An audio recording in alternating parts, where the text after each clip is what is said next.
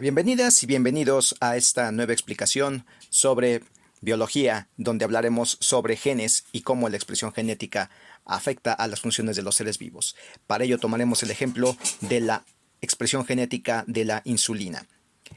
Y para ello les voy a presentar al Dr. Banting, un médico canadiense famoso porque salvó la vida de una persona, en este caso la vida de un niño, gracias a que su investigación condujo a un tratamiento exitoso contra una de las enfermedades mortales de principios del siglo XX, la diabetes. El Dr. Banting relacionó diversas evidencias que indicaban que la diabetes era causada por una pérdida en la capacidad de la regulación para controlar los niveles de glucosa en la sangre.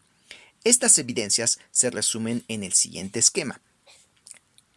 El páncreas es un órgano anexo al sistema digestivo y va a tener una función de glándula dual. Como primera función, opera como glándula exocrina. Pues en el páncreas se producen enzimas digestivas que son secretadas hacia el tubo digestivo. Por otro lado, también cumple una función endocrina al producir las hormonas insulina y glucagón, las cuales son secretadas al torrente circulatorio. Anatómicamente, el páncreas tiene una estructura histológica que permite distinguir dos tipos de tejidos principales que cumplen cada una de las funciones glandulares. Por un lado, las células acinares son las que cumplen esta función exocrina y las ínsulas de Langerhans la función endocrina. De estas ínsulas de Langerhans hay dos tipos de células, las células alfa y las células beta. Las células alfa secretan glucagón, mientras que las células beta secretan insulina. Las células beta de Langerhans, al igual que todas las células eucariontes, contienen la información genética en su núcleo, en forma de moléculas de ADN, que va a formar parte de los cromosomas. Vamos a dar un breve recordatorio de cómo es la estructura de estas células eucariontes que tienen su núcleo, y dentro del núcleo, el ADN va a está constituido por un polímero lineal muy largo que está muy compactado al estar enrollado en proteínas especiales llamadas histonas, lo cual le permite estar compactado en estructuras conocidas como cromosomas.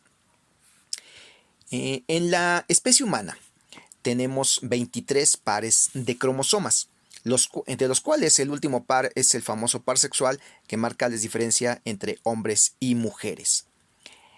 El locus del gen INS, que contiene la información para la síntesis de la insulina, se encuentra en el brazo P o brazo corto del cromosoma 11. Un locus es el lugar físico en el cual se encuentra la secuencia específica de un gen. Dicha secuencia del gen está constituida por el arreglo lineal de los nucleótidos adenina, que se simboliza con la letra A, guanina por una G, citosina por una C y timina por una T, las cuales van a distinguirse entre sí por una parte de la molécula llamada base nitrogenada. Para referirnos al tamaño de un gen, vamos a indicarlo por medio de cuántas bases nitrogenadas componen a la secuencia de este gen. En este caso, en el locus de insulina existen 1861 bases nitrogenadas que contienen la información para una proteína pequeña comparada con otras proteínas, ya que la proteína madura de insulina contiene solamente 51 aminoácidos con una masa molecular de 5.808 unidades de masa atómica.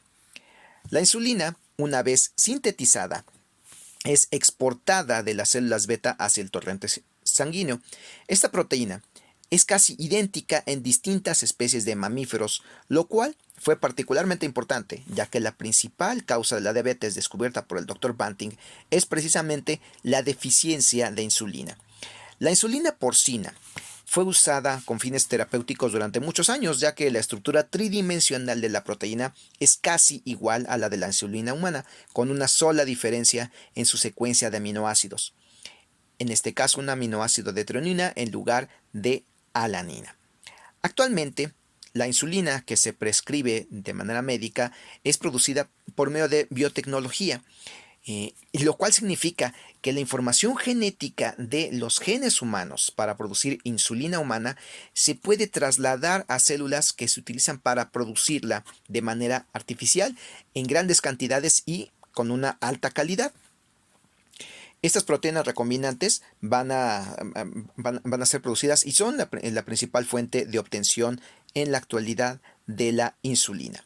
Pero aquí la gran pregunta es, ¿cómo se llega del gen que solamente tiene las instrucciones a la proteína, que es el producto funcional? Pues bien, se van a requerir de dos procesos coordinados para la expresión de cualquier gen que contenga la información de una proteína. Dichos procesos se llaman transcripción y traducción. El gen, que ya dijimos que está localizado en un locus en las moléculas de ADN, está formado por esta secuencia de nucleótidos de ADN: adenina, guanina, citosina y timina. La información del ADN es leída durante el proceso conocido como transcripción, por medio de varias proteínas que se llama ARN polimerasa. La ARN polimerasa se va a encargar de la síntesis de una molécula intermediaria de ARN mensajero. Para poder producirla, se copia la información del gen en la secuencia de nucleótidos del ADN para producir una molécula lineal de ARN mensajero. Todo esto está ocurriendo en el núcleo, donde se produce la molécula de ARN mensajero. Para que esta información sea útil, tiene que ser llevada al citoplasma, donde será interpretada. Ya en el citoplasma ocurre el siguiente proceso, que es el de la traducción. Los ribosomas son las máquinas moleculares que se encargan de este proceso de traducción. Estas moléculas están formadas por proteínas y moléculas de ARN ribosomal que van a leer la información del ARN mensajero y van a leer de 3 en 3 nucleótidos, es decir, en tripletes. Y por cada triplete el ribosoma incorpora un aminoácido específico. Y al mismo tiempo va uniendo estos aminoácidos en una cadena lineal de aminoácidos para formar lo que se conoce como cadena polipeptídica. Entonces, ya que terminan de leer esta información y se tiene la cadena polipeptídica, se suelta del ribosoma. Y si las proteínas se van a quedar en el citoplasma, la cadena polipeptídica se pliega y adquiere su estructura tridimensional, ya sea por sí sola o con ayuda de otras proteínas que van a darle la forma final a la proteína. Pero en proteínas que van a salir de la célula, es decir, que van a ser secretadas, se requieren de modificaciones que se les llaman modificaciones o procesamiento post-traduccional.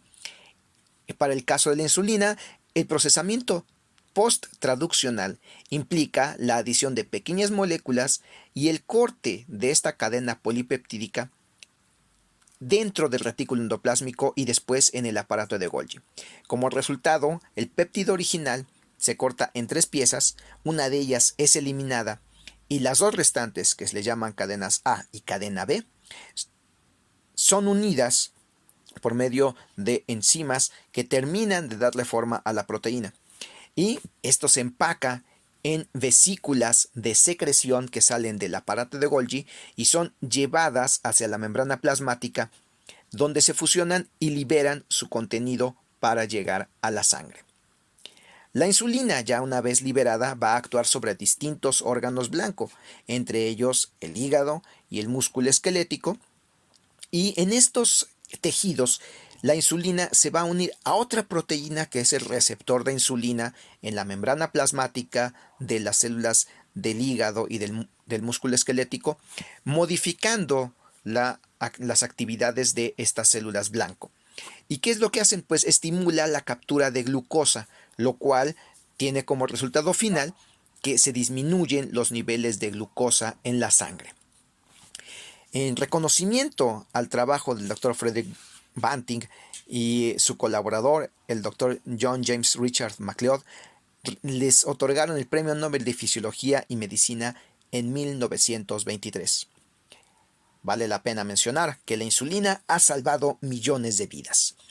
Pues esperemos que les haya gustado este video y que hayan aprendido más sobre los genes y las proteínas. Si les gustó, suscríbanse, compártanlo y pues denle me gusta. Gracias por su atención.